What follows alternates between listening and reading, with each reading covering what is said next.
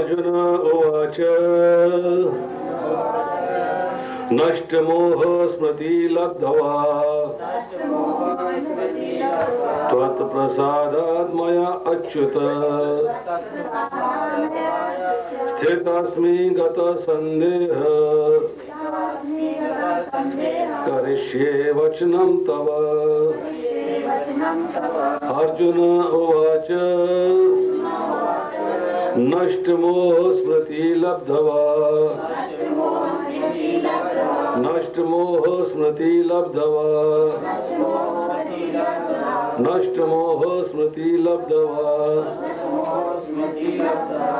नष्टमोह स्मृति लब्धा त्वत्प्रसादात् मयाच्युत त्वत्प्रसादात् मयाच्युत तत्प्रसादात् मयाच्युत स्थितस्मि गतसन्देह स्थितस्मि गतसन्देह स्थितस्मि गतसन्देह स्थितस्मि गतसन्देह करिष्ये वचनं तव करिष्ये वचनं तव करिष्ये वचनं तव करिष्ये वचनं तव। अर्जुन उवाच नष्टमोह स्मृति लब्धा तत्प्रसादात् मयाच्युत स्थितस्मि गतसन्देह करिष्ये वचनं तव। सब लोग एक साथ बोले 4 बार। अर्जुन उवाच नष्टमोह स्मृति लब्धा त्वत्प्रसादात् मयाच्युत स्थितस्मि गतसन्देह करिष्ये वचनं तव। अर्जुन उवाच नष्टमोह स्मृति लब्धा त्वत्प्रसादात् मयाच्युत स्थितस्मि गतसन्देह करिष्ये वचनं तव। अर्जुन उवाच नष्टमोह स्मृति लब्धा त्वत्प्रसादात् मयाच्युत स्थितस्मि गतसन्देह करिष्ये वचनं तव। अर्जुन उवाच नष्टमोह स्मृति लब्धा त्वत्प्रसादात् मयाच्युत स्थितस्मि गतसन्देह करिष्ये वचनं तव। इसका अनुवाद पढ़ता हूँ, कृपया ध्यान पूर्वक सुनें। श्री प्रभुपाद इसके अनुवाद में लिखते हैं, अर्जुन ने कहा, हे कृष्ण, हे अच्युत, अब मेरा मोह दूर हो गया है। आपके अनुग्रह से मुझे मेरी स्मरण शक्ति वापस मिल गई है। अब मैं संशय रहित तथा दृढ़ हूँ और आपके आदेशानुसार कर्म करने के लिए उद्यत हूँ। अर्जुन भगवान के समक्ष जब खड़ा है तो जब भगवान ने उसको पूर्ण ज्ञान दे दिया और कह दिया कि तुम डरो मत, मैं तुझे सब प्रकार के पापों से मुक्त कर दूंगा। शर्त क्या है कि केवल एकमात्र मेरी शरण में आ जाओ। तब भी अर्जुन ने एकदम नहीं कहा कि मैं आपकी शरण में हूं, जो आप कहोगे वो करूंगा। उसके बाद फिर आगे के श्लोक हैं जहां भगवान उसको बता रहे हैं कि किसको ज्ञान देना चाहिए, किसको ज्ञान नहीं देना चाहिए, और उसके बाद कह रहे हैं कि मेरी शुद्ध भक्ति को जो प्राप्त करता है अंत में मेरे पास आएगा। ऐसा व्यक्ति कौन है? जो भक्तों को परम रहस्य बताता है, और उससे अधिक प्रिय सेवक ना तो कोई मुझे होगा और ना ही कोई है। इन सब बातों को करने के बाद अब जो है अर्जुन भगवान से कह रहा है कि आपके वचनों को सुनकर, अर्थात आपने जो मुझे ज्ञान दिया है, जो ज्ञान आप दूसरे अध्याय के 11वें श्लोक से आरंभ करके और दूसरे अध्याय के 66वें श्लोक तक मुझको दिया है, उस ज्ञान को प्राप्त करके मेरा मोह दूर हो गया। मोह का मतलब क्या है? इल्यूजन। इल्यूजन का मतलब होता है भ्रम। जो मेरे मन के अंदर भ्रम था, स्त्रियां दूषित हो जाएंगी, वर्ण संकर संतानें उत्पन्न होंगी, पिंड देने की क्रिया नहीं होगी, जल देने की क्रिया नहीं होगी, और जो संतानें होंगी उनको जो है कुल धर्म का नहीं ज्ञान होगा, वगैरह वगैरह वगैरह, जितने उसके मन के अंदर ऐसी डाउट्स आ रहे थे, संशय आ रहे थे, वो सारे के सारे यहाँ पर वो क्या कह रहा है कि हे अच्युत, अब मेरा मोह दूर हो गया है। कब दूर हुआ? भगवान से सारा ज्ञान प्राप्त करने के बाद, और भगवान की इस कमिटमेंट के बाद कि मैं तुझे पापों से मुक्त कर दूंगा। इस कमिटमेंट के बाद कि मैं तुझे पापों से मुक्त कर दूंगा, जब ये कमिटमेंट हो गई है, अब अर्जुन जो है उसको थोड़ा सा कह रहा है कि मेरा मोह दूर हो गया है, आपके अनुग्रह से मुझे स्मरण शक्ति वापस मिल गई है। अनुग्रह, अनुग्रह का अर्थ क्या है? कृपा। मतलब आपकी कृपा से मेरी स्मरण शक्ति, अर्थात जो चीजें मैं भूल गया था वो मुझको वापस प्राप्त हो गई है। मैं क्या भूल गया था? कि मेरा कर्तव्य क्या है। मैं क्या भूल गया था? कि मेरे लिए कल्याणकारी क्या है। मैं क्या भूल गया था? कि मेरा धर्म क्या है। जो बात अर्जुन दूसरे अध्याय के 7वें श्लोक में कहता है, कार्पण्य दोषो अभवत् स्वभावा पृच्छामि त्वाम धर्म सम्मूढ़ चेता यक्षे स्या निश्चितम रोहित अन्वे शिष्यस्ते अहम शाधि माम त्वाम प्रपन्न। मैं अपनी कृपण दुर्बलता के कारण अपना कर्तव्य भूल गया हूं। कृपया करके आप मुझे बताइए कि मेरा धर्म क्या है। कृपा करके आप मुझे बताइए कि मेरे लिए कल्याणकारी क्या है। यहां अर्जुन क्या कह रहा है कि जो चीजें मैं भूल गया था वो मुझे याद आ गई है। क्या याद आ गई है? कि मेरा धर्म क्या है। क्या याद आ गया है? कि मेरे लिए कल्याणकारी क्या है। वो कैसे याद आया? आपसे ज्ञान प्राप्त करके, आपसे रास्ता प्राप्त करके। और क्या ज्ञान मिला उसका उसने जो है आखिरी लाइन के अंदर समराइज कर दिया। ज्ञान मिला तो संशय समाप्त हो गए, डाउट्स खत्म। क्या बोलता है? अब मैं संशय रहित हूं। ज्ञान मिला तो कर्म करने में दृढ़ता आ गई कि यस, मुझे यही कार्य करना है, दूसरा कोई कार्य नहीं करना है। तो प्रश्न ये है कि क्या कार्य करना। तो उसने जो है लास्ट में कह दिया, करिष्ये वचनम तव, अर्थात जो आपके वचन हैं उसके अनुसार मुझे कार्य करना है। कैसा कार्य करना है? आपके आदेश के अनुसार। मुझे और कोई कार्य नहीं करना, मुझे आपके आदेश के अनुसार कार्य करना है। तो यहां पर जो है भगवत गीता के अंदर भी 5 श्लोक और हैं, इसके बाद 78 श्लोक तक हैं, जहां पर कि अगले श्लोक से जो है संजय जो धृतराष्ट्र को बता रहा है वो चर्चा कर रहा है इन 5 श्लोकों के अंदर। और आखिरी वाला श्लोक जो है हम अगली बार करेंगे। यत्र योगेश्वर कृष्णो यत्र पार्थो धनुधर तत्र श्री विजयो भूति ध्रुवा नीति मति मम। लास्ट श्लोक है 78वां श्लोक, 18वें अध्याय का श्लोक संख्या 78। 108 हो चुके हैं, 109वां श्लोक है ये आखिरी वाला। 109वां 108 दोहराएं सब लोग। कामयते ते हृद्ज्ञाना प्रपद्यन्ते अन्य देवतः तम तम नियमम् आस्थाय प्रकृत्या नियतः स्वः कामयते ते हृद्ज्ञाना प्रपद्यन्ते अन्य देवतः तम तम नियमम् आस्थाय प्रकृत्या नियतः स्वया कामः ततः हृद्ज्ञानः प्रपद्यन्ते अन्य देवतः तम तम नियमम् आस्थाय प्रकृत्या नियतः स्वया। इसका अनुवाद पढ़ता हूँ, कृपया ध्यान पूर्वक सुने। जिनकी बुद्धि भौतिक इच्छाओं द्वारा मारी गई है वे देवताओं की शरण में जाते हैं और अपने अपने स्वभाव के अनुसार पूजा के विशेष विधि विधानों का पालन करते हैं। ठीक है जी। अभी इस एक श्लोक पे चर्चा करेंगे, फिर आस्ता आस्ता आगे बढ़ेंगे। तो टाइम है हर एक के पास 2 मिनट का।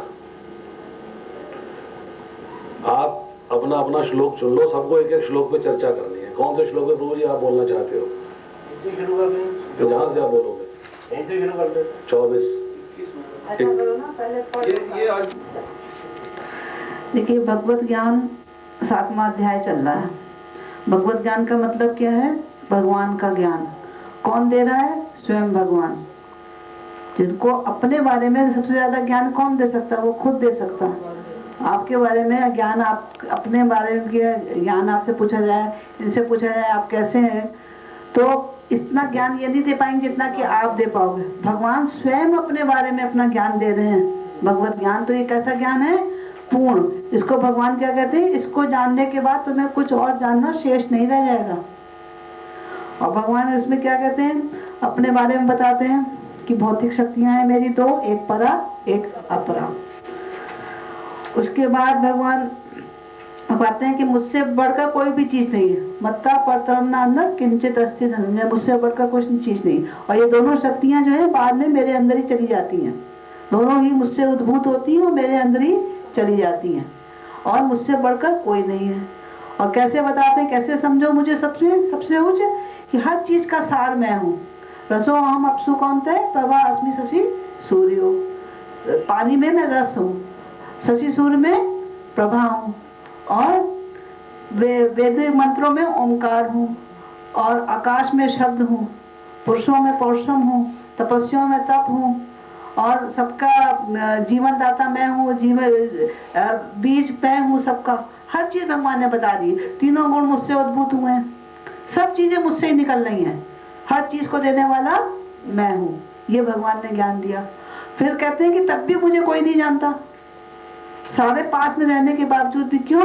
क्योंकि सारा संसार मोहग्रस्त है, माया से बंधा हुआ है। कौन छूट सकता है? माया में ताप तरंती दे कौन? देवी हर्षा गुणमयी मम माया द्वितीया मामे वे प्रबदंते माया में ताप तरंती। जो मेरी शरण में आते हैं वही माया से तर सकते हैं। इसका इतना ज्ञान देने के बाद भगवान ने बताया कि कौन कौन से हैं जो मेरी शरण में नहीं आते। दुष्कृतना, 4 प्रकार के दुष्कृता बढ़ाए। मूढ़, नराधम, माया भट ज्ञाना, जिनका बुद्धि माया के द्वारा हर ली गई है, और चौथे आसुरी भाव। और चतुर्विधा दुष्कृत और सुकृतना कौन बताए? 4। चतुर्विधा भजन्ते मान जना सुकृतनो अर्जुन आर्तो जिज्ञासी अधार्थी ज्ञानी। और उसमें बताया ज्ञानी कौन? जो कि मेरा भक्त हो। ज्ञान की कई स्टेजेस हैं। क्या? पहली स्टेज तो यही है कि हम शरीर नहीं है, हम आत्मा है। सबसे पहले तो यही जानता है। उसके बाद निराकार ब्रह्म है, फिर परमात्मा का ज्ञान है, फिर स्वयं भगवान का ज्ञान है।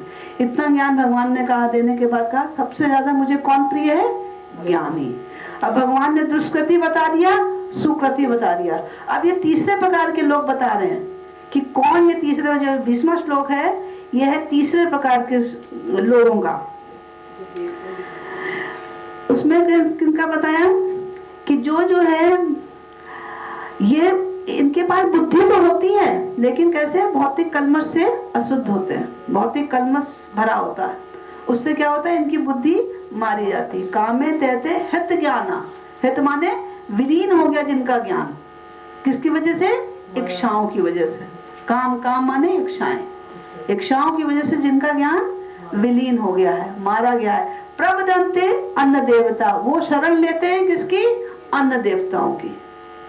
तम तम नियमम आस्था है, वो अपने अपने स्वभाव के अनुसार उस देवता की भक्ति करते हैं। अब ये भगवान ने यह बता दिया कि एक तीसरे प्रकार के लोग, एक सुकृतना हो गए, एक दुष्कृतना हो गए, और एक ये हो गए तीसरे प्रकार के लोग। अब भगवान ने बताया कि इनमें जो है ये लोग क्या करते हैं? विधि विधान का पालन करते हैं जो शास्त्रों में लिखा है, लेकिन ये बहुत शीघ्र अपना लाभ चाहते हैं। अपनी जो उनकी इच्छाएं हैं उनको बहुत शीघ्र पूरा करना चाहते हैं। तो भगवान 4थे अध्याय के बाद में श्लोक में कहते हैं, एक निकाल के देख सकते हैं आप, 4थे अध्याय का 12वां श्लोक।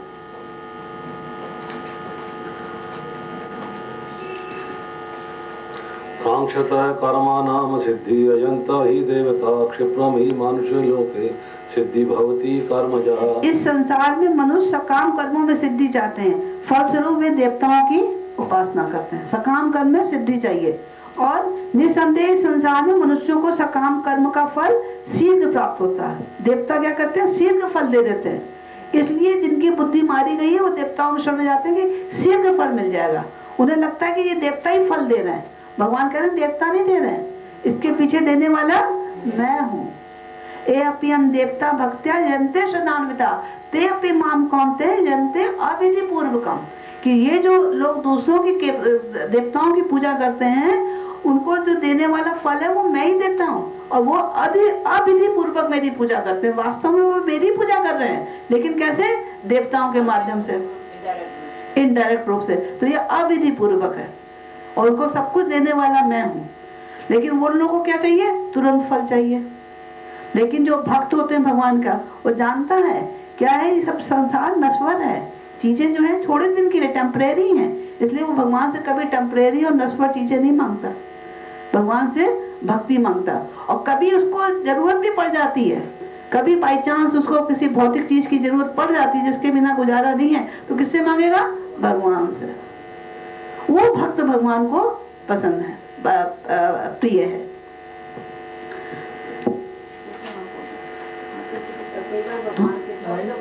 हाँ, श्रीमद इसमें एक उदाहरण दिया है प्रभुपाद जी ने कि श्रीमद भागवत में कहती है कि अगर कोई भौतिक इच्छाओं से पूरित हो, चाहे भौतिक इच्छाओं से रहित हो, चाहे भौतिक कलमश से मुक्ति चाहता हो, उसे चाहिए कि वो भगवान की शरण में जाए, देवताओं की शरण में नहीं। लेकिन जिनकी बुद्धि मारी गई है, वह ज्ञान ही चला गया। ज्ञान बुद्धि थी लेकिन बुद्धि विनष्ट हो गई, उसकी वजह से वो देवताओं की शरण में चले गए। बस यही है। हरे कृष्णा। भगवान दे रहे हैं भगवत ज्ञान। भगवत ज्ञान का मुख्य लक्ष्य क्या है कि आपको लौटकर मेरे पास कैसे आना है, मुख्य मकसद ये है। भक्ति योग का आरंभ जो है भगवत गीता के अंदर 7वें अध्याय से लेके और 12वें अध्याय तक है। पहले अध्याय से लेके 6ठे अध्याय के बीच में आपको मिलेगा सांख्य योग और कर्म योग। 7वें से लेके 12वें अध्याय तक मिलेगा भक्ति योग, और 13वें अध्याय से लेके 18वें अध्याय तक मिलेगा ज्ञान योग। भक्ति योग जो है उसको भगवत गीता के बीच में रखा गया है, क्योंकि सीक्रेट है। जो सीक्रेट चीज होती है उसको छुपा के रखा जाता है, नंबर 1। नंबर 2, जैसे सीप के अंदर मोती होता है और सीप उसको ढक लेती है, इसी तरीके से भक्ति योग जो है इधर कर्म योग से ढका हुआ है, उधर ज्ञान योग से ढका हुआ है, बीच में रखा हुआ है। भक्ति योग के अंदर जो एक मुख्य चैप्टर है, चैप्टर नंबर 9, वो देखेंगे तो बिल्कुल बीच में है, भगवत गीता के बिल्कुल बीच में, सबसे इंपॉर्टेंट चैप्टर है वो। ठीक है। अब यहां पर जो है भगवान ने चर्चा करी, जैसे कि पहली चर्चा क्या हुई कि जो लोग मेरी शरण में नहीं आते, 7वें अध्याय के 14वें श्लोक में चर्चा करी कि कौन लोग मेरी शरण में आते हैं। जिनको माया से पार जाना है वही मेरी शरण में आएगा, वही जो है मेरी शरण ग्रहण कर लेता है, तो माया को सरलता से पार कर जाता है। अब भगवान ने उसके बाद एक्सप्लेन किया कि कौन मेरी शरण में नहीं आता, फिर एक्सप्लेन किया कि कौन मेरी शरण में आता है। अब जो कौन मेरी शरण में आता है उसके लिए भगवान ने 2 कैटेगराइजेशन करी। पहली क्या करी? पहली कैटेगराइजेशन ये करी कि जो लोग भगवान की शरण लेते हैं परंतु उनका ज्ञान जो है वो माया से ढका हुआ है, अर्थात उनको जो है, यहां पे किसकी बात हो रही है? जिनका ज्ञान कामना से ढका हुआ है, डिजायर्स। 7वें अध्याय के 15वें श्लोक में चर्चा हुई कि जिनका ज्ञान जो है वो माया से ढका हुआ है, माया अपहृत ज्ञाना। तो यहां चर्चा हो रही है जिनका ज्ञान इच्छाओं से ढका हुआ है। ज्ञान है, इच्छा और माया में क्या डिजायर है, वहां माया क्या है, माया का मीनिंग क्या बताया वहां पे पीछे, जो नहीं है। नहीं, माया का जो अर्थ बताया यहाँ पर 7वें अध्याय के 15वें श्लोक के अंदर कि दुष्कृतिया, दुष्कृतनी कौन है, जो माया है। माया का मतलब क्या है, जो भगवान के शरीर को भौतिक मानते हैं, वो भगवान का शरण नहीं ग्रहण करते। वो समझते हैं कि भगवान जो है उन्हीं के समान है, उनका शरीर भी इन्हीं प्रकृति के तत्वों से बना हुआ है। उसी कैटेगरी में आ जाते हैं जो लोग समझते हैं भगवान निराकार है, अर्थात वो जो है भगवान की शरण ग्रहण नहीं करते, क्योंकि वो कहते हैं वो तो हमारी तरह ही है, उनकी शरण में कहां जाना, they are like us, he is like us. तो वो है माया।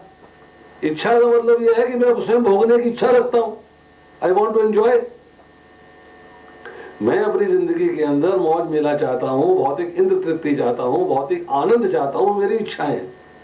उस भौतिक आनंद को प्राप्त करने के लिए, अपनी भौतिक इच्छाओं की पूर्ति के लिए मैं ये सोचता हूं कि भाई मैं किसकी सहायता लूं। तो जैसी में जो है भगवान ने दूसरे अध्याय में चर्चा करी कि जो लोग जो है वेदों की अलंकारमयी भाषा से मोहित हो जाते हैं, मतलब जो कर्म कांड का पोर्शन है वेदों का, उसमें देवताओं की भक्ति की संस्तुति की गई है कि आप देवताओं के प्रति जैसे ही आकर्षित होते हो, उनके मंत्रों का उच्चारण करते हो, उनकी पूजा करते हो, उनका जो है सारा भक्ति करते हो, तो आपको अपना इच्छित फल मिल जाता है। आपने ये बात सुनी और सुनने के बाद आपको लगा कि मेरे को हो, मुझे बंगला चाहिए, मुझे गाड़ी चाहिए, मुझे सुख चाहिए, मुझे हेल्थ चाहिए, मुझे पावर चाहिए वगैरह, जैसी जैसी चीजें आपको डिमांड थी, उसके लिए आपको ज्ञान प्राप्त हुआ कि उसकी पूर्ति कौन कर सकता है। तो कैसे हुआ कि आपका ज्ञान जो है, जो आपने ज्ञान प्राप्त किया है, वो आपकी कामनाओं ने ढक दिया है। उस ज्ञान के द्वारा भगवान की शरण न ग्रहण करके आप उस ज्ञान के द्वारा जो है भौतिक इच्छाएं जब उसके ऊपर आ गई हैं, तो आप जो है देवताओं की शरण में चले गए कि चलो भाई आज शनिवार है, आज उस मंदिर चलते हैं, आज मंगलवार है, उस मंदिर चलते हैं, वो मेरी सिद्धि विद्धि मेरे को देंगे, मेरे को जो चीज चाहिए वहां जाके मिलेगी। मतलब ज्ञान जो है ढक लिया किसने, कामनाओं ने।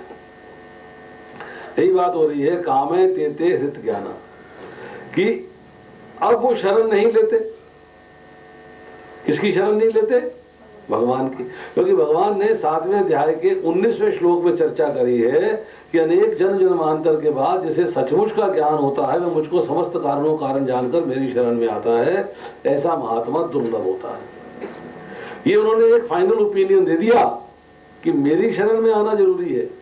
फिर चर्चा करते हैं कि लोग मुझे छोड़ के दूसरे की शरण में चले जाते हैं, तो क्यों जाते हैं, अर्थात मेरी शरण में न आके लोग किसी दूसरे की शरण में जा रहे हैं, तो क्यों जा रहे हैं, कारण बताया, कामनाओं के कारण, क्योंकि वो अपनी इच्छाओं की पूर्ति चाहते हैं। और कैसे चाहते हैं, तुरंत, देरी न लगाएं। अब यहां भगवान कह रहे हैं इसके बाद कि वे अपने अपने स्वभाव के अनुसार पूजा के विशेष विधि विधानों का पालन करते हैं। स्वभाव क्या है, यहां पर उनका स्वभाव क्या है, और पूजा के विधि विधान,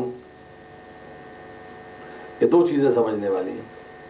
कि पूजा का विधि विधान क्या है, कि वैदिक साहित्य के अंदर अलग अलग उद्देश्य के लिए अलग अलग देवताओं की पूजा करने का विधान है, परंतु पूजा का विधान जो है कहीं जगह पर सतोगुण में है, कहीं रजोगुण में है, और कहीं तमोगुण में, जैसे कि बलि दी जाती है। तो जैसा व्यक्ति का स्वभाव होता है, अर्थात उसको जैसा इच्छा है, स्वभाव बनता है इच्छा के अनुसार कि आप कैसी इच्छा करते हैं। आप किसी से प्रेम संबंध बनाना चाहते हैं या दुश्मनी करना चाहते हैं, व्यक्ति आपके सामने खड़ा है, आप उसके साथ जो है सतोगुणी संबंध चाहते हैं, राजसिक संबंध चाहते हैं, या तमोगुणी संबंध चाहते हैं, वो आपका स्वभाव है, कैसा आप चाहते हो। तो जिस तरह का आपका स्वभाव है वैसे देवता की पूजा में आप चले जाओगे।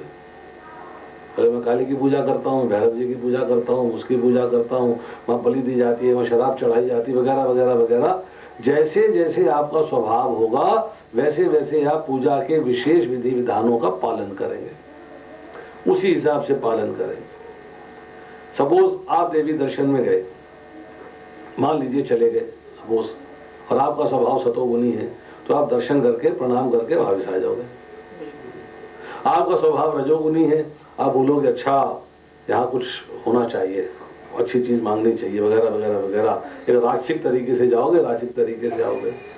आपका स्वभाव तमोगुनी है, आपसे बोलेगा बलि दो, बोले तैयार हो जी बलि देने के लिए, चलो काट देते हैं, अभी टाइम फिक्स करो, मंत्रोच्चारण करो, मैं बलि देता हूं। तो हालांकि गए उसी मंदिर में, परंतु आपका स्वभाव अलग अलग था, स्वभाव आपका अलग अलग हो गया कि आप उसी मंदिर में जाने के बाद, उसी दर्शन करने के बाद आप वहां पर किस तरह का एक्ट करते हैं, मतलब किस तरह का विधि विधान का पालन करते हैं। एक विधि विधान है गए दर्शन करके आ गए, एक विधि विधान है पूरा यज्ञ किया, उसके बाद कुछ मांगा और वापस आ गए, दूसरा विधान यज्ञ भी किया, दर्शन भी किए और काट भी दिया, तीनों कार्य कर दिया आपने। तो किस तरह के विधि विधानों का पालन करते हैं। अब यहां भगवान क्या कह रहे हैं कि जिनकी बुद्धि भौतिक इच्छाओं द्वारा मारी गई है, तो सबसे कष्टदायक बात क्या हुई, भौतिक इच्छाएं। क्योंकि भगवत गीता के अंदर संदेश यही मिलता है कि आपको अपनी इच्छाओं को वश में करना है। यही बात जो है दूसरे अध्याय 71वें श्लोक में कही, विहाय कामान ये सर्वान पुमान शक्ति निष्प्रह निर्मम निरंकार से शांति में गच्छति। शांति किसको प्राप्त करती है, किसको मिलती है, जिसने समस्त इच्छाओं का परित्याग कर दिया। तो इच्छा है तो भगवान यह बता रहे हो मेरी शरण में नहीं आता, वो देवताओं की शरण में जाता है। चलिए प्रभु जी अब आप आगे बताइएगा 21वां श्लोक। यो यो याम याम तनुम भक्त्या श्रद्धा अष्टुम इच्छति तस्तस्याचलम सदा तामे विद्याम्यहम्। जो जो जिस जिस देवता की भक्ति करना चाहता है उसको भगवान क्या कहते हैं, उसकी श्रद्धा में उसमें फिक्स कर देता हूँ। ये वार्निंग दी है भगवान ने। अगर आप किसी देवता की भक्ति करना चाहते हो तो आपकी श्रद्धा को उसमें फिक्स कर देंगे, स्थिर। इसीलिए लोग जो देवी देवताओं की भक्ति करते हैं, शिव जी की भक्ति करते हैं, ब्रह्मा जी की करते हैं, माता दुर्गा की करते हैं, वो उनकी श्रद्धा उसमें फिक्स होती है, वो कहीं और जा नहीं सकते, क्योंकि उनकी श्रद्धा उसमें फिक्स है। और करने वाले कौन है, भगवान। इसलिए उनकी श्रद्धा उसमें फिक्स होती है, जिससे वो उस देवता की श्रद्धा पूर्वक भक्ति करे, तभी तो मिलेगा फल। श्रद्धा से भक्ति नहीं करेगा तो मिलेगा कैसे। तो इसलिए कोई शनिचर भगवान की कर रहा है, कोई सूरज की कर रहा है, कोई माता की कर रहा है, कोई शिव जी की कर रहा है, आराधना कर रहा है, भक्ति कर रहा है, उसकी श्रद्धा उसमें फिक्स कर देते हैं। इस बात को हमें ध्यान रखना चाहिए कि हम सोचते हैं कि चलो भगवान की भी हम कर रहे हैं, चलो उधर देवी देवताओं की जल्दी फल चाहिए तो वहां से भी ले लें, तो उनकी श्रद्धा वहां पर अगर हम जाएंगे तो वहां हमारी श्रद्धा फिक्स हो जाएगी। इसलिए इस बात को वार्निंग समझिए। तो भगवान कैसे करते हैं श्रद्धा फिक्स, कैसे करते हैं।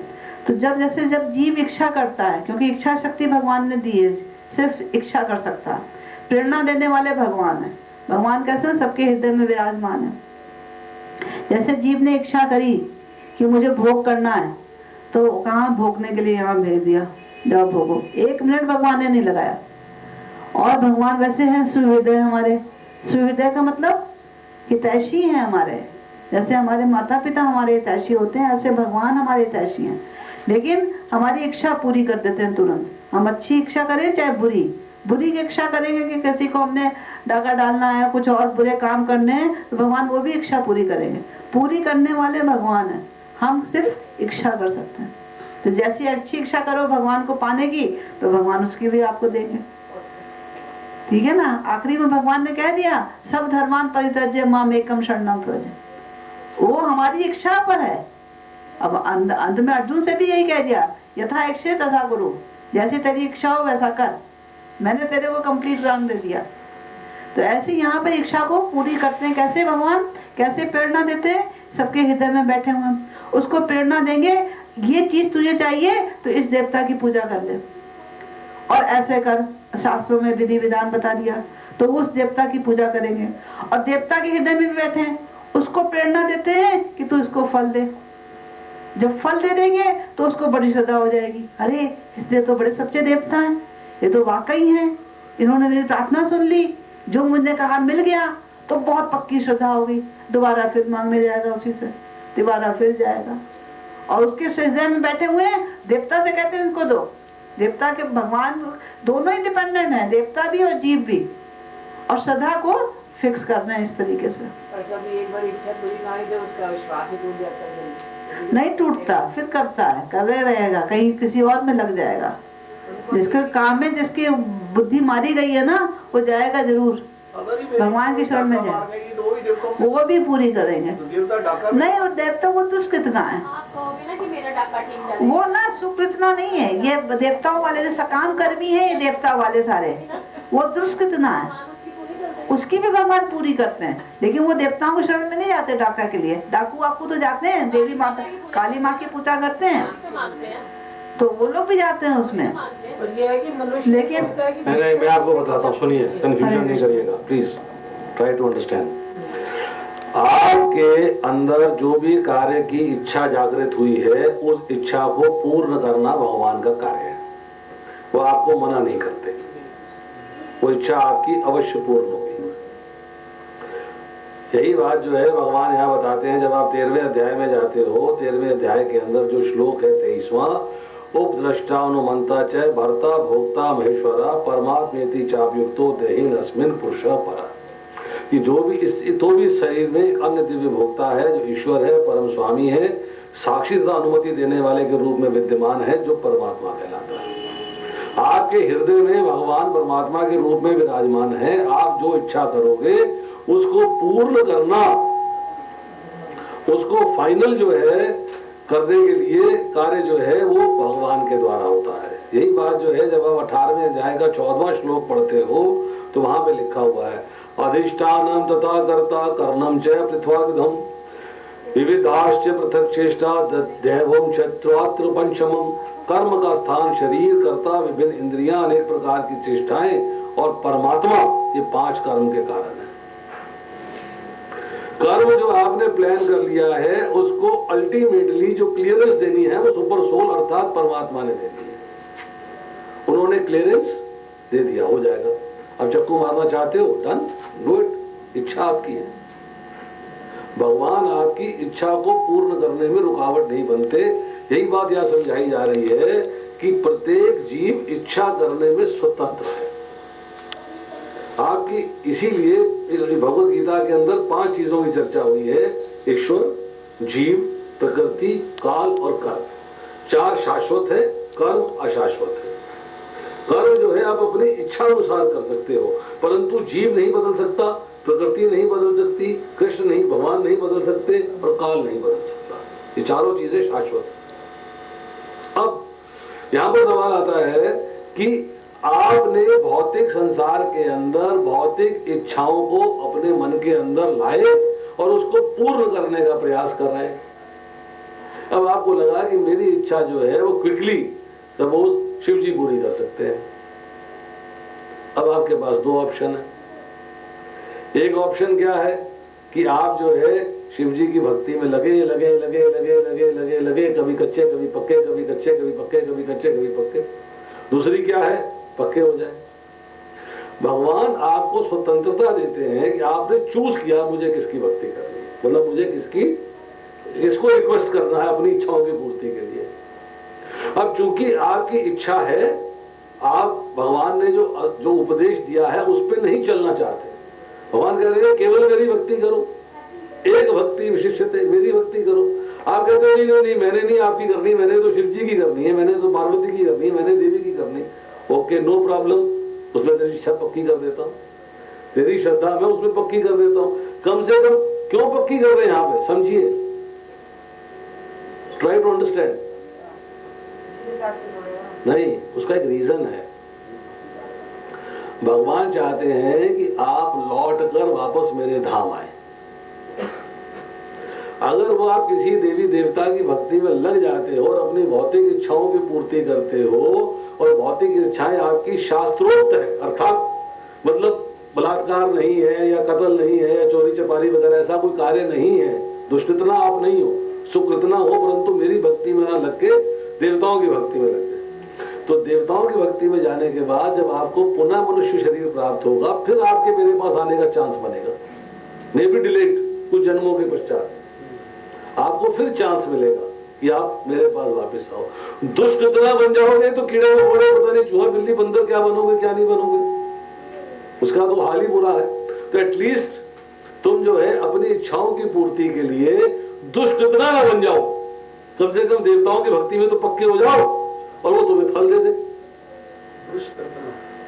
अगर आपकी इच्छा पूरी नहीं हुई तो आप क्या करोगे, चोरी कर डालोगे।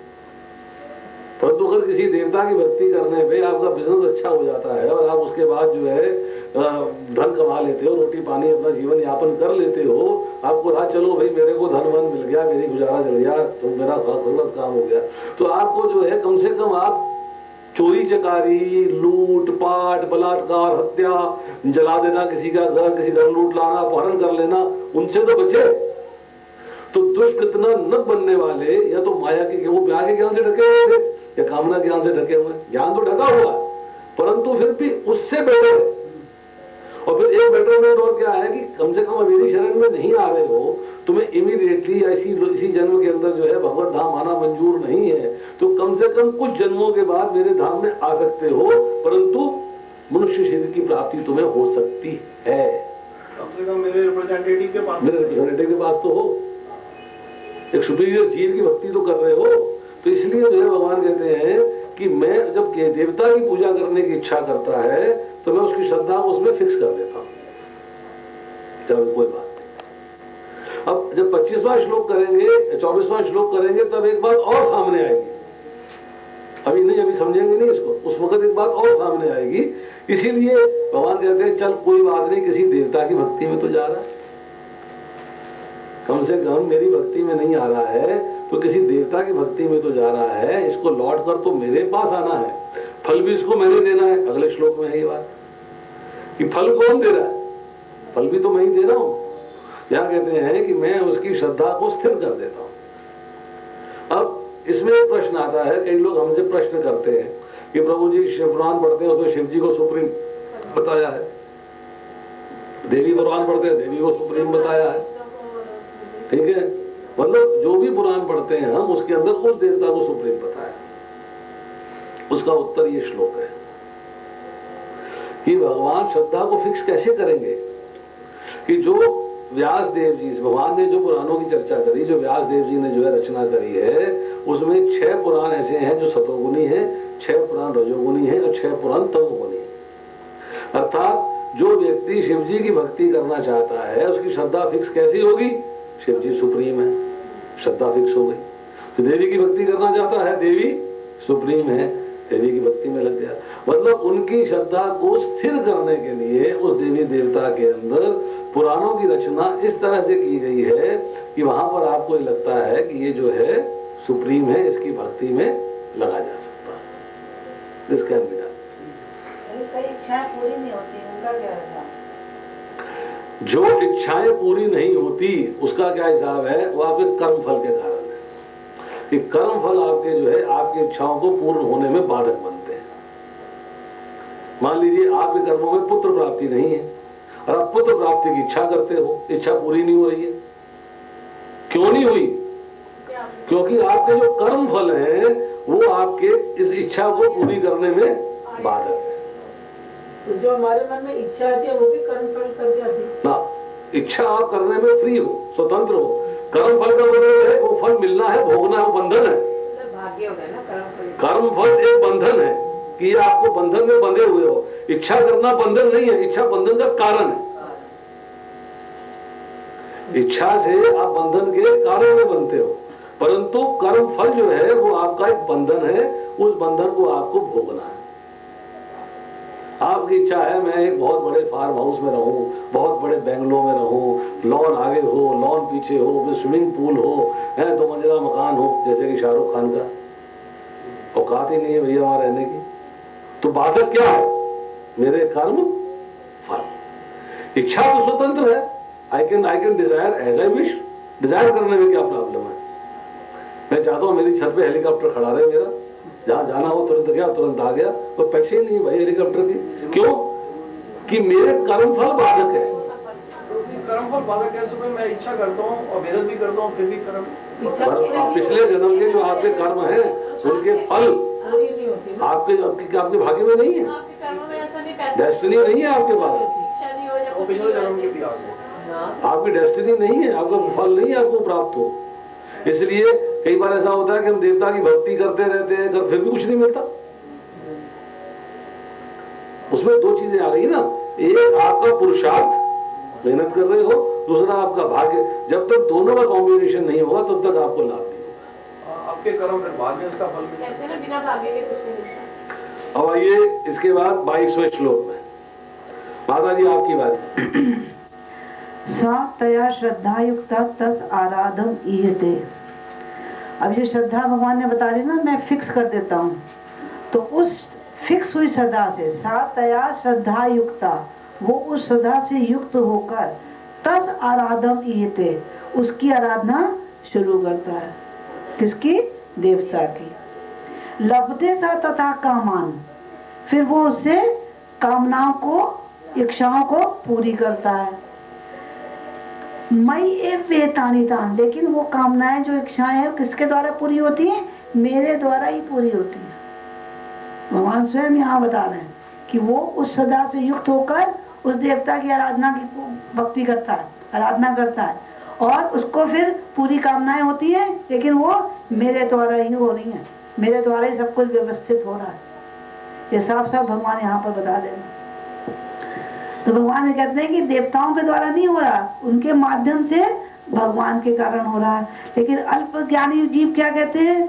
इस बात को नहीं जानते हैं, क्योंकि प्रत्येक वस्तु भगवान स्वयं कहते हैं कि सारा कुछ मेरे से ही उद्भूत हो रहा है। अहम सर्वस प्रभो मत्ता सर्वम प्रपद्यते, सब कुछ मुझसे उत्पन्न हो रहा है, सबकी उत्पत्ति का कारण मैं हूँ।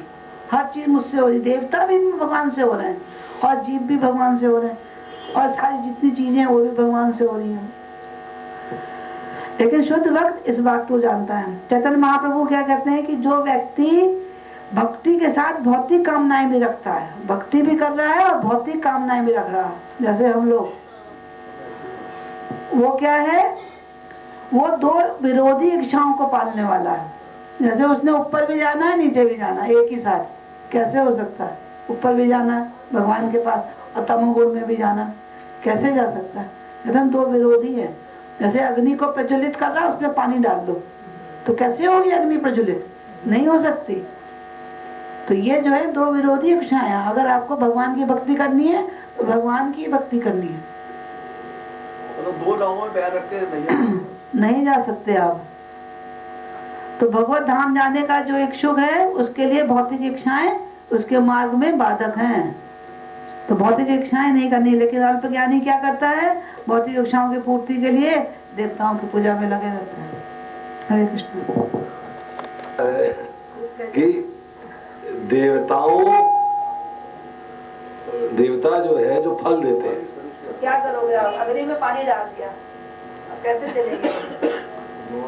देवता जो फल दे रहे हैं, भगवान कह रहे हैं कि कैसे दे रहे हैं?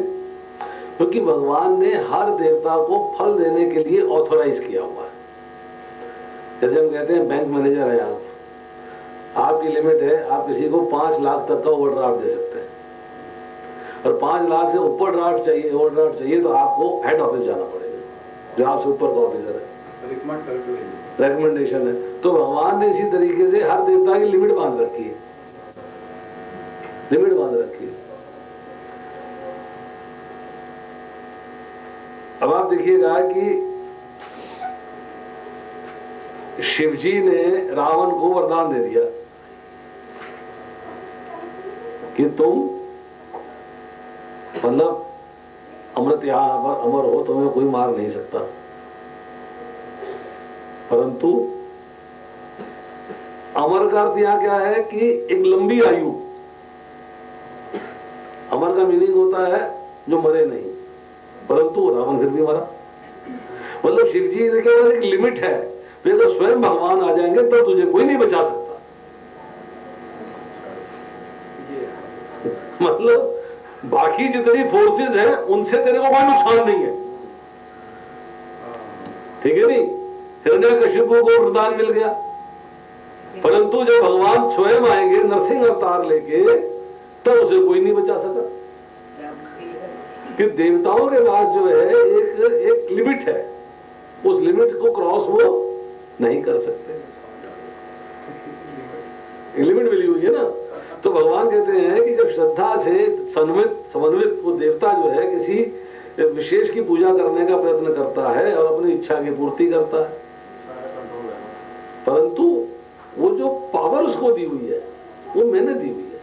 तो देवताओं की भी कैटेगरी अलग अलग होगी। हाँ, किसी की कुछ। हरेक को क्या है कि जब आप डिटेल्स में जाओगे तो हरेक के पास एक डिपार्टमेंट है। आपको हेल्थ चाहिए तो किसकी पूजा करेंगे, वेल्थ चाहिए तो किसकी पूजा करेंगे, विद्या चाहिए तो सरस्वती, एक अच्छा आपको जो है लाइफ पार्टनर चाहिए तो किसकी पूजा करेंगे, ज्ञान चाहिए तो किसकी पूजा करेंगे। मतलब हर एक कार्य के लिए अलग अलग देवी देवता की ड्यूटी है, उसको एक जिम्मेदारी दी है, उसको एक जिम्मेदारी दी हुई है।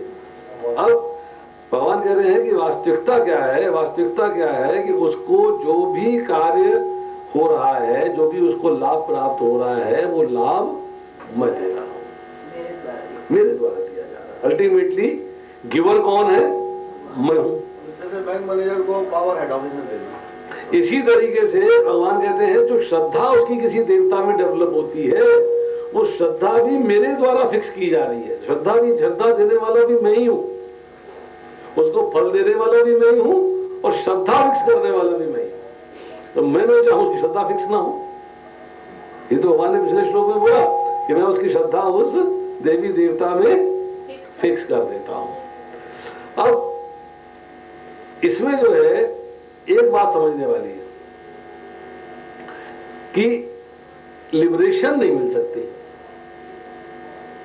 तो मोक्ष चाहिए, मुक्ति चाहिए, तो देवी देवता आपको मोक्ष या मुक्ति नहीं दे सकते। उसके लिए तो आपको कृष्ण की शरण में ही जाना पड़ेगा, उसके बिना चारा नहीं है। इस बात को एक्सप्लेन करते हैं 23वें श्लोक में।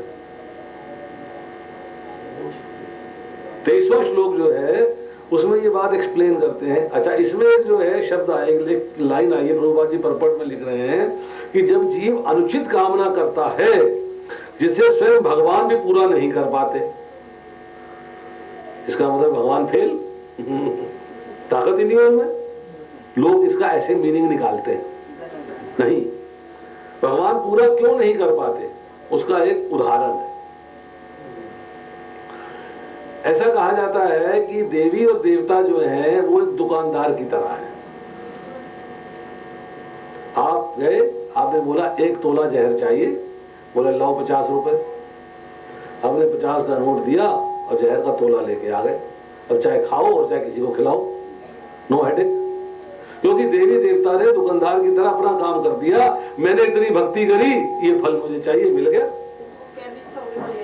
परंतु अगर आप भगवान के पास गए, मतलब पिता के पास गए और पिता से कहा कि मुझे 50 रुपए चाहिए, बोला किस लिए, बोले 1 तोला जहर खरीदना है, 2 थप्पड़ मारे और आपको 50 रुपए नहीं देगा।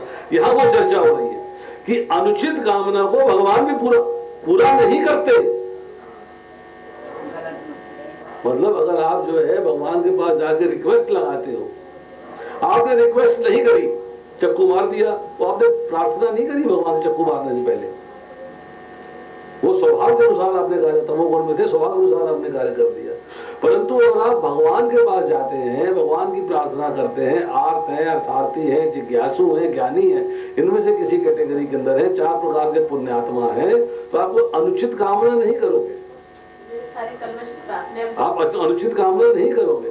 परंतु अगर आप भगवान के पास जाके अनुचित कामना करते हो तो भगवान उसको पूर्ण नहीं करते, क्योंकि वो आपके प्रति सुहृद है, आपके वेलविशर है, वो आपके हाथ से गलत कार्य नहीं होने देंगे अगर आपने रिक्वेस्ट करी है तो। एक बच्चा है, बाहर गया और बच्चे को फट्टी से पीटाया, हमारे वहां तख्ती हुआ करती थी, तख्ती से मारा उसको जाके।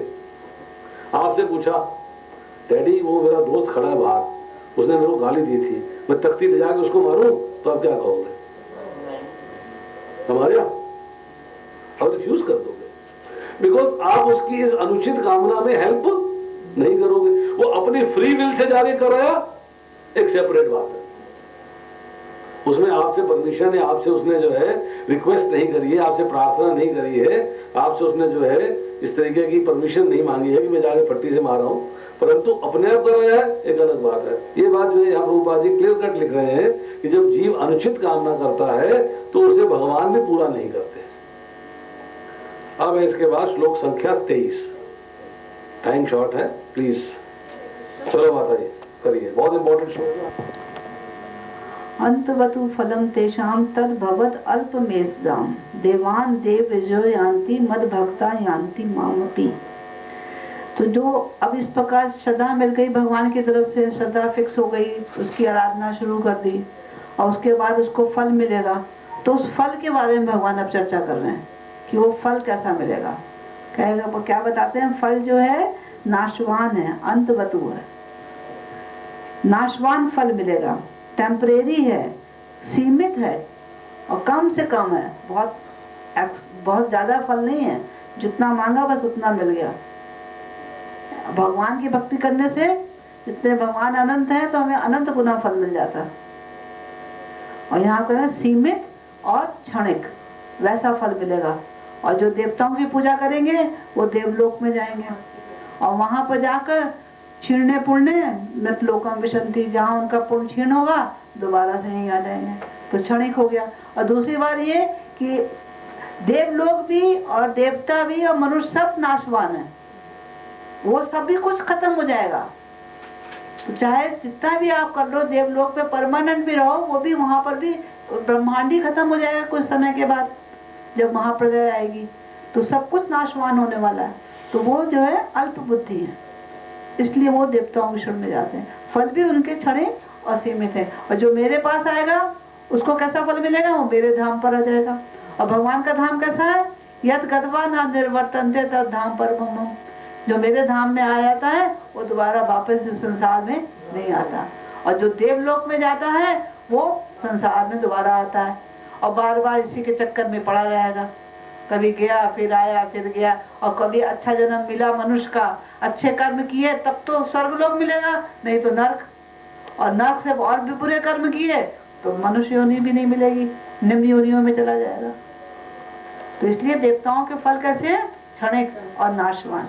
इसलिए देवताओं की सब कुछ बताने के बाद भगवान ये कह रहे हैं कि सब कुछ अब तो तेरी श्रद्धा फिक्स कर दूंगा, फल मिल जाएंगे, जल्दी मिल जाएंगे। और उसके बाद क्या होते हैं, नाशवान है और क्षणिक है। और जो मेरे धाम में आएगा वो मेरे धाम में वो दोबारा से इस संसार में नहीं आएगा। मतलब जितना बड़ा देवता होगा उसका लोक भी उतना छोटा बड़ा होगा, उसी प्रकार उसको सुविधा मिलेगी। तो क्या करना, चाहे ब्रह्मलोक तक चले जाओ, वहाँ भी यही जन्म मृत्यु जरा व्याधि है, वापस आना पड़ेगा। ज्यादा रह सकते हैं नहीं, देखिए समझिए बात, ऐसा है कि आपके पास इंटेलिजेंस है। एक स्त्री जो है वो लकड़ी का गट्ठर सर पे लिए हुए चली जा रही जंगल में, समोवर दी अदर उसका पैर फिसला और वो गिर गई और गट्ठर भी नीचे गिर गया। अब वो खड़ी हो गई पर अब गट्ठर उठा के रखने की स्थिति में नहीं है। इंसिडेंटली भगवान ने देखा कि एक स्त्री है जो कि बड़ी दुखी है, अपना जीवन यापन इस गट्ठर के पैसे से ही करती है, तो चलो मैं इसकी सहायता कर देता हूँ। भगवान का नाम लेती थी, भगवान का नाम जपती थी, भगवान को उसने पुकारा, हे भगवान मेरा कुछ हेल्प कर दो। तो भगवान साक्षात प्रकट हो गए। जब भगवान प्रकट हो गए तो उस स्त्री ने भगवान को सामने देख के क्या कहा, मेरा गट्ठर ऊपर रख दो मेरे सर पे। तो अल्प बुद्धि हुई कि फुल बुद्धि हुई। मतलब मुझे ज्ञान नहीं है कि भगवान मेरे सामने आ गए हैं, मुझे उससे मांगना क्या। ऐसे हम बुद्धिमान मेरी बात यहाँ ये बात बताई जा रही है कि अल्प बुद्धि व्यक्ति, अरे भाई तेरे को ज्ञान है, तेरे को बुद्धि दी है, तेरे को अकल दी है, तेरे को बात सारी समझाई है, और समझने के बाद फिर तू क्या कह रहा है कि मैं एक सीमित और क्षणिक एक टेम्परेरी फ्रूट मुझे दे दो। एक टेम्परेरी सा फल आपने मांग लिया और बड़े खुश हुए, हाँ देखा मेरी पूर्ति हो गई। जबकि देवता भी नाशवान है, देवताओं द्वारा दिए फल भी नाशवान है और देवताओं के लोक भी नाशवान है, तीनों नाशवान है।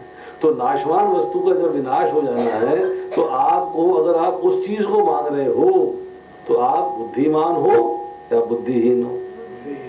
इस बुद्धि अल्प बुद्धि है, बुद्धिहीन नहीं है, अल्प बुद्धि है, आपकी बुद्धि कम है। तो यहाँ पे जो है ये बात कही जा रही है कि अल्प मेधसाम, अल्प, अगला श्लोक जब आएगा तो वो पता लगेगा अबुद्धया मतलब बुद्धिहीन की चर्चा होगी।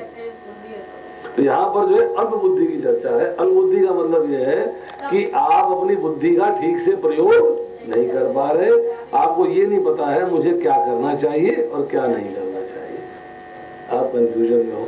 इसलिए आप जो है वही जो वेदों की अलंकारमयी भाषा है उसके प्रति आकर्षित हो जाते हैं कि तुरंत चलो जो रहना बहुत है जी, ठीक है, एनफ, वो किसने देखा, किसने वहां जाना, छोड़ो जी, ये भोगना है, गाड़ी मिले, बंगला मिले, कार मिले, बीवी मिले, बच्चे मिले, ये मिले, वो मिले, सब चीजें मिले, भोग भाग के अपना गाड़ी पार लगाओ, क्या रखा। तो ये जो है अल्प बुद्धि वालों की चर्चा हो रही है। वो अल्प बुद्धि वाला व्यक्ति क्या है, अपनी इच्छाओं के जाल में उलझा रहता है, उसको पता है कि जन्म मृत्यु जरा व्याधि जो है हर जन्म में आनी है, फिर भी उससे छुटकारा नहीं पाना चाहता, उसी को भोगना चाहता है बार बार, उसे छुटकारा पाने का प्रयास नहीं करता, इसीलिए जो है वो अल्प बुद्धि कहलाता है। और यहाँ पे इन्होंने बात जैसे स्पष्ट बता दी, मिलने वाले फल लिमिटेड है और टेम्परेरी है, थोड़े अरसे के लिए है, और देवताओं को पूजने वाले देवलोक को जाते हैं और मेरे को पूजने वाले मेरे लोक में आते हैं। तो 7वें अध्याय के 23वें श्लोक में और 22वें श्लोक में जो आप देवताओं की उपासना करते हो उसके फल का वर्णन है कि उपासना का फल क्या मिलता है। अब चूंकि ये पता लग गया कि देवताओं का फल सीमित है, अंत वाला है, अंत हो गया ना, ये अंतवत्तो फलम तेषाम, अंत वाला है, तो अब फिर उसमें मनुष्य को उलझ जाता है। नॉलेज मिली, फिर क्यों फंस रहा उसमें। आपको ज्ञान मिल गया कि ये रास्ता गलत है, फिर भी आप उसी रास्ते से जा रहे हो, ऐसा क्यों है, ये भगवान जो है 24वें श्लोक में बताएंगे। बोलो जी, सीधा बैठो। अव्यक्तम व्यक्तिम आपन्नम मन्यते माम अबुद्धया परम भावम अजानन्तो मम अव्ययम अनुत्तमम। अव्यक्तम व्यक्तिम आपन्नम, जो यहाँ पर बता रहे जो निर्विशेषवादी हैं वो क्या कहते हैं कि मैं पहले अव्यक्त था, अव्यक्तम, और व्यक्तिम आपन्नम, अब मैंने ये रूप धारण कर लिया। तो मैं पहले क्या था, अव्यक्त था, अव्यक्त मतलब निराकार, मेरा कोई रूप नहीं था, और उससे मैंने ये रूप धारण किया। मनते माम अबुद्धया, जिनके पास बुद्धि नहीं है वो मुझे इस प्रकार से मानते हैं। अभी तक तो अल्प बुद्धि वालों की बात हो रही थी, अब बिना बुद्धि वालों की, बुद्धि नहीं है। परम भावम अजानन्तो, वो मेरे परम भाव को नहीं जानते। मम अव्ययम अनुत्तमम, मैं अविनाशी हूँ और सर्वश्रेष्ठ हूँ। साफ कह रहे हैं यहाँ पर कि मेरे भाव को, मेरे स्वभाव को नहीं जानते। क्या मानते हैं मुझे, निर्विशेष। अब ये लोग कौन होते हैं, अभक्त होते हैं, रजोगुण तमोगुण में होते हैं, सतोगुण में नहीं होते। और भगवान को कौन जान सकता है, जो गुणातीत हो, सतोगुण से भी ऊपर हो, वही भगवान को जान सकता है। लेकिन ऐसे जो भक्त हैं ये रजोगुण और तमोगुण में होते। सारे ग्रंथों को पढ़ लेंगे, उसके बावजूद भी क्या कहेंगे, भगवान निराकार है। तो ऐसे व्यक्तियों को भगवान ने बोला है बुद्धिहीन, अबुद्धया। भगवान को कौन जान सकता है, केवल भक्त, भगवान की कृपा से। भगवान कहते हैं ना 10वें अध्याय में, तेषाम सतत युक्ता नाम भजताम प्रीति पूर्वकम ददामी बुद्धि योगम तम एन माम प्यार्थिते। उनको जो हर समय मेरी पूजा करते रहते हैं, मेरा भक्त है, मुझे रटते रहते हैं, उनको मैं बुद्धि योग देता हूँ, जिससे कि वो मुझे जान सकें, मुझसे पहुंच सकें। बुद्धि योग उनको भगवान देंगे, हम जुड़ ही नहीं सकते जितनी मर्जी सेवा कर लें, जब तक भगवान हमें बुद्धि योग नहीं देंगे। और बुद्धि योग किसको देंगे, जो हर समय भगवान की सेवा करते हैं, हर समय भगवान को पूछते हैं, तब भगवान बुद्धि योग दें, तब हम जान सकेंगे भगवान को। अभी हम कहते हैं हमने इतनी सेवा कर लिया, भगवान को जानते हैं, हमें पता ही नहीं लग रहा भगवान कहाँ है कहाँ नहीं। भगवान ने अभी हमें दिया ही नहीं, वो कृपा ही नहीं करी हमारे ऊपर। तो जब तक भगवान की कृपा नहीं होगी, भगवत कृपा, तब तक हम भगवान को नहीं जान सकते। ये तो जो हमको शास्त्र दिए हैं, हमें जो गुरु ने संदेश दिया, उसके हिसाब से हम ये साधना कर रहे हैं भगवान की भक्ति करने के लिए, भगवान को अट्रैक्ट करने के लिए, भगवान को प्रसन्न करने के लिए। एक बार भगवान प्रसन्न हो जाएंगे, अपनी कृपा करेंगे, फिर हम समझ जाएंगे भगवान को, फिर वो बुद्धि ये दे देंगे भगवान, तो सारा अंधकार हट जाएगा, प्रकाश ही प्रकाश भगवान उसमें हमें दिखाई देंगे। तो भगवान कहते हैं भक्तिया माम अभिजानाति यवांच अस्मि तत्वता, जिस प्रकार से मैं हूँ उसको सिर्फ भक्त जान सकते हैं और कोई नहीं। भक्तिया माम अभिजानाति यवांच अस्मि तत्वता ततो माम तत्वेन ज्ञात्वा विशते तदंतरम। इस प्रकार वो मुझे प्राप्त करके मुझे मेरे धाम में आ जाता, मुझे जानकर मेरे धाम में आ जाता। तो इस तरह भगवान बताते हैं जब मैं अपने ऊपर कृपा करता हूँ। और जब श्रीमद् भागवतम में भी कहा गया कि भगवान को 3 अवस्थाओं में जाना जा सकता है, ब्रह्म, परमात्मा और भगवान। वदंती तत्विदा सत्यम यद ज्ञानम अध्ययम ब्रह्मेति परमात्मेति भगवानेति शब्दते। भगवान को 3 अवस्थाओं में जाना जा सकता है। एक है कि ब्रह्म जो कि निराकार रूप है, दूसरा है परमात्मा जो कि सबके शरीर में भगवान का अंश बैठा हुआ है, और तीसरा है स्वयं भगवान। तो भगवान को कंप्लीट नॉलेज यही है कि आपको भगवान को तीनों स्टेज में जाना है। ये नहीं कि भगवान निराकार नहीं है, भगवान निराकार भी है, साकार भी है। निराकार भगवान के अंगों की कांति है, लेकिन वो लोग जो निर्विशेषवादी है वो इसी ब्रह्म कांति को ही भगवान मान लेते हैं और कहते हैं इससे भगवान निकले। निर्विशेषवादी और निराकार में क्या अंतर है? एक ही चीज है। निर्विशेष मतलब कोई विशेषता नहीं भगवान में, और निराकार कोई आकार नहीं है। तो भगवान इनको क्या कहते हैं, अबजानंती मां मूला मानुषिन तनु आस्तम परम भाव मजानंतम मम भूत महेश्वरम। कि ऐसे लोग मूर्ख होते हैं, मुझे क्या जानते हैं, मैं मनुष्य हूँ, मैंने ये शरीर धारण किया है। मेरा शरीर कैसा बना हुआ है, इस माया का, 5 तत्वों का, भूमि रापो अनलो वायु खम मनो बुद्धि है विचार अहंकार इत्यम में भिन्ना प्रकृति अस्था। मतलब ये 5 प्रकार की जो ब्रह्म जो महाभूत हैं उनसे और मन बुद्धि अहंकार से मेरा शरीर बना हुआ है। मैं देव की वासुदेव का पुत्र हूँ, मैं एक शक्तिशाली महापुरुष हूँ। इस तरह वो मानते हैं, वो मूढ़ हैं, मेरा मजाक बनाते हैं, वो मेरे परम स्वभाव को नहीं जानते। भगवान उनके बारे में बता रहे हैं। किनके बारे में? ये निर्विशेषवादी और ये मायावादी होते हैं। ये कहते हैं भगवान का जो शरीर है माया का बना हुआ, भगवान का शरीर कैसा है, सच्चिदानंद।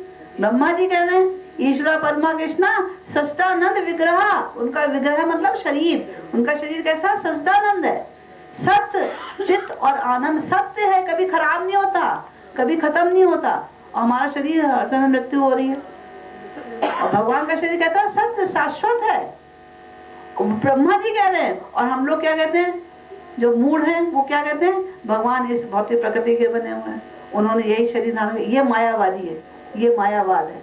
और जो भी भगवान कार्य कर रहे हैं इस भौतिक प्रकृति के अंदर में कर रहे हैं। और भगवान क्या कहते हैं, जन्म कर्म चाहे दिव्य जो व्यक्ति तब था, मेरा जन्म और मेरा कर्म दोनों दिव्य हैं। किसके अंदर में होता है, भगवान की अंतरंगा शक्ति से होता सारा कार्य। अंतरंगा शक्ति मतलब राधा रानी की जो शक्ति है उससे सारे कार्य होते हैं। गोवर्धन पर्वत उठा लिया, भौतिक शक्ति से थोड़े उठाया, ये सब अंतरंगा शक्ति कार्य। कितने राक्षसों को मार दिया, आग पीली भगवान ने, सारी आग पूरे जंगल में लग गई थी, वो पीली सारी। तो ये कैसे है, सारी अंतरंगा शक्ति से काम हो रहे हैं। भगवान का जन्म वैसे ही हो रहा है, अंतरंगा शक्ति से जन्म नहीं, प्रकट हो रहे हैं भगवान। ये सारी चीजें हमें समझनी पड़ेंगी। लेकिन अल्प बुद्धि क्या कहते हैं कि भगवान निराकार पहले है और उससे भगवान ने साकार रूप ले लिया किसी कार्य के लिए, ऐसा। हाँ, ये बिना बुद्धि वाले हैं। तो मायावादी क्या कहते हैं, भगवान का शरीर भौतिक बना हुआ है। तो इस प्रकार जो है, अब भगवान क्या कह रहे हैं अभी कि अन्न देवता है, जो मेरे धाम में, जो मेरी पूजा करेगा मेरे धाम में आएगा। जब निराकार है तो धाम कहाँ, जब है ही नहीं भगवान का कोई है तो धाम की क्या जरूरत है। भगवान सब बता रहे तब भी वो कह रहे हैं। और देवता को नहीं मान रहे, देवता कह रहे मेरे अंग हैं मेरे शरीर के, वो कह रहे देवलोक नहीं है, भगवान नहीं है, कोई कुछ नहीं है। तो ये निराकारवादी बिल्कुल घोर मूर्ख होते हैं, मतलब सब कुछ समझते हुए भी कुछ नहीं समझ रहे, सब चीजें सामने प्रकट है। देवी देवता को भी नहीं मानते, उनको भी नहीं मानते कि हम भगवान कहाँ का नहीं मानते, उनको भी जीव मानते हैं।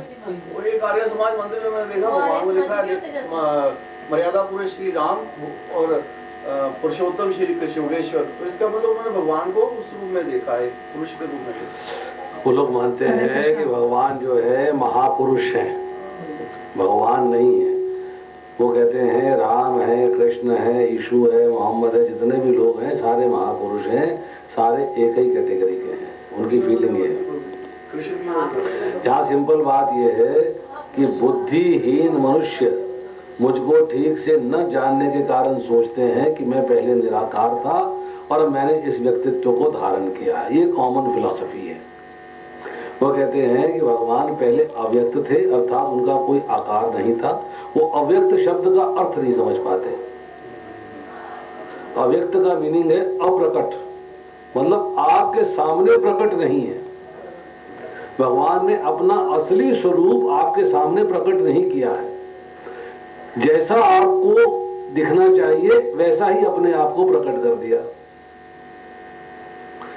महाभारत पढ़ेंगे आप, भागवत पढ़ेंगे आप, अब देखेंगे कि पौंड्रक है उसको भगवान नहीं दिखाई दे रहे, शिशुपाल है उसको नहीं दिखाई दे रहे, दुर्योधन है उसको भगवान भगवान नहीं दिखाई दे रहे, नहीं जानता।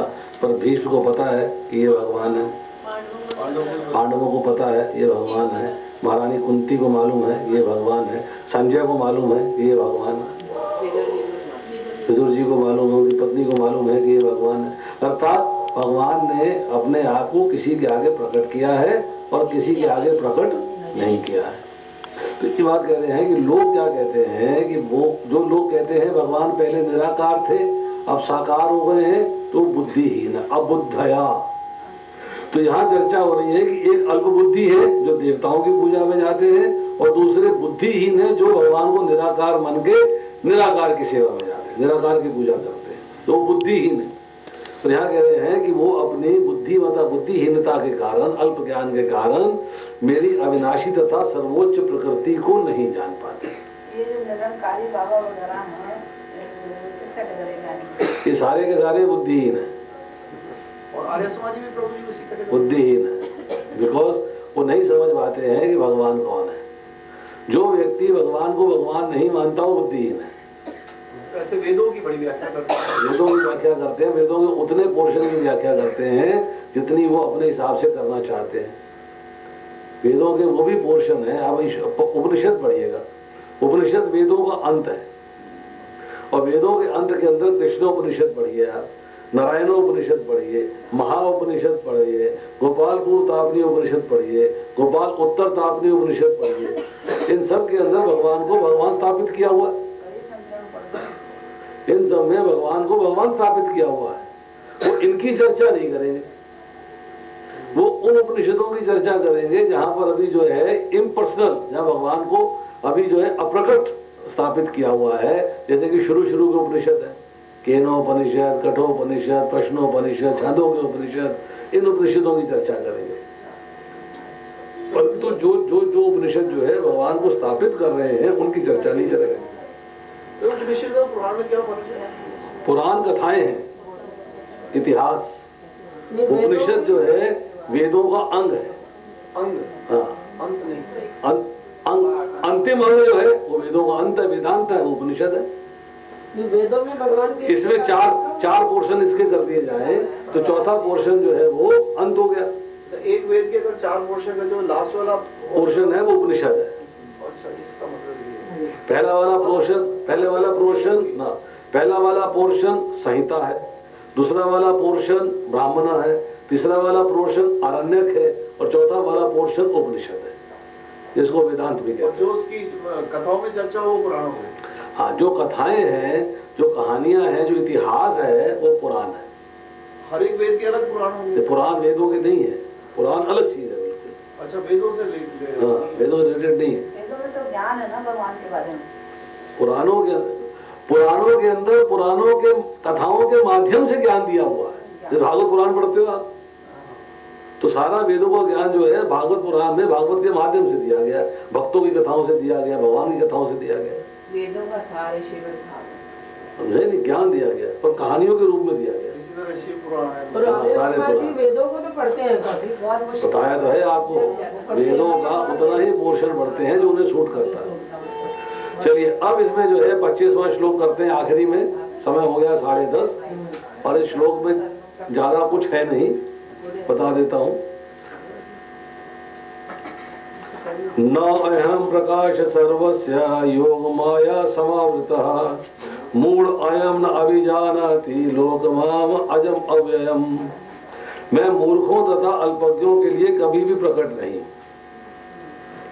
भगवान अपने आप को, जो इनका ज्ञान कम है, उनके सामने प्रकट नहीं करते। वो जानते हैं कि मेरे को समझ नहीं पाएंगे, इसलिए मैं अपने आप को प्रकट न करूं। ये मूर्ख है, ये मुझे समझ नहीं पाएगा, इसलिए इसके सामने अपने आप को प्रकट न करूं। फिर कहते हैं कि उनके लिए मैं अपनी अंतरंगा शक्ति द्वारा आच्छादित रहता हूं, जिसको योग माया कहते हैं। योग माया जो है भगवान के आगे एक पर्दा खींच देती है कि आप भगवान के दर्शन नहीं कर सकते, आपको दिखते नहीं भगवान। वही योग माया का जो एक पर्दा है, यह चर्चा हुई है ईशोपनिषद के श्लोक के रूप में। हिरण्यवीण पात्रेण सत्यासपितम मुखम तत्वं पृष्ठवा प्रणु सद्धर्माय दृष्टिये। हे भगवान, आप समग्र ब्रह्मांड के पालक हैं, आपकी भक्ति सर्वोच्च धर्म है, अतः मेरी प्रार्थना है कि मेरा भी पालन करें। आपका दिव्य रूप योग माया से आवृत है। किस रूप में है? ब्रह्म ज्योति, जो आपकी अंतरंगा शक्ति का आवरण है।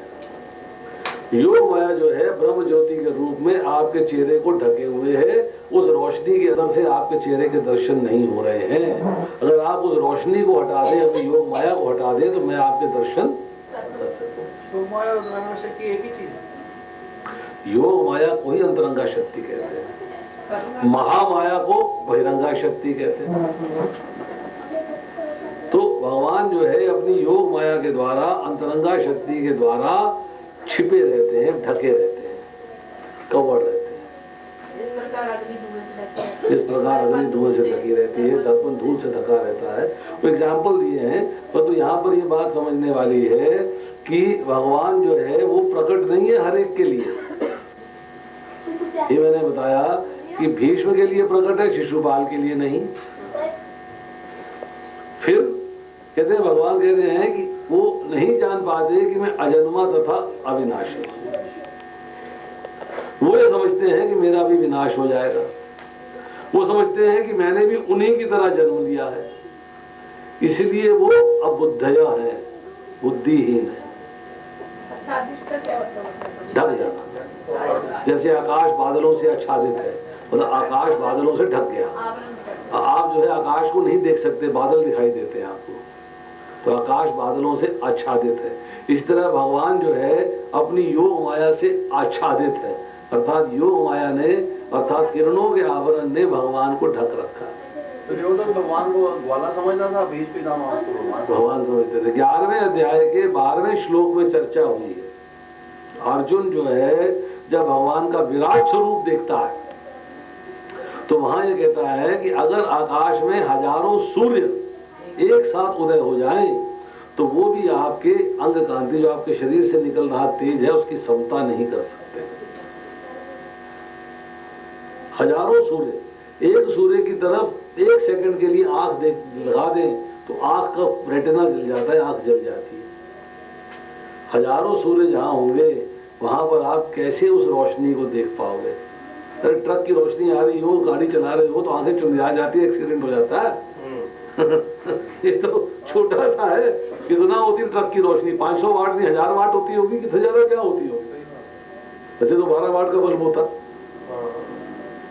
परंतु जब सूर्य की तरफ आपने देखना है, आपकी आंखें जो है जल जाती है। जब हजारों सूर्य एक साथ उदय होंगे, तो उस रोशनी के पीछे से आप कैसे देख पाओगे? उसके पीछे भगवान है, क्योंकि शक्ति जो है शक्तिमान से आती है। ये रोशनी इससे आ रही है, वो रोशनी उससे आ रही है। इस तरह जो भगवान के अंगों की कांति है, वो भगवान से आ रही है। तो अगर भगवान से रोशनी आ रही है, भगवान के अंगों की कांति आ रही है, उसके पीछे भगवान छुपे हुए हैं। भगवान कहते हैं कि मैं मूर्खों के लिए प्रकट नहीं हूं, जो मुझे